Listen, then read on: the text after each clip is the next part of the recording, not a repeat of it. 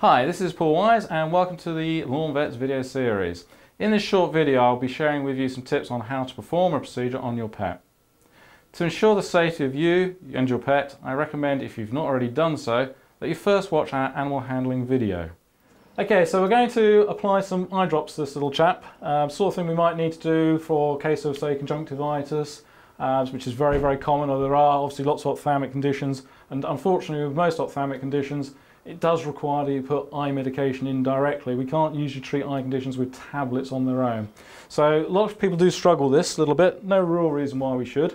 It's relatively straightforward to do. I've got a little bit of antibiotic ointment in my hand here. I'm just going to warm it up for a few moments first, which makes it a little bit easier to give.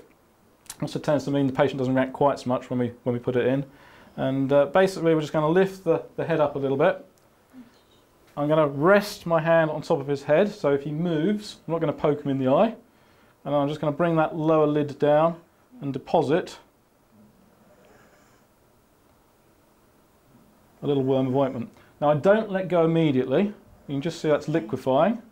And I just massage that around the eye a little bit. Okay, and that's how you put eye drops in. Now if we were putting multiple drops in, and sometimes there are circumstances where we might need to do that, we'd need to leave an interval between the application of the drops, typically an hour or two ideally.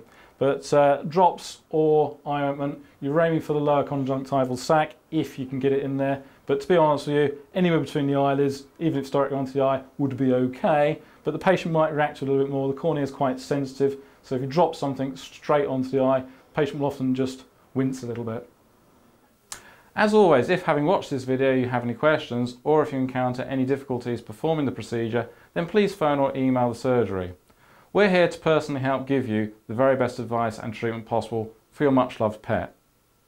Thanks for watching. Any feedback regarding this video will be very much appreciated.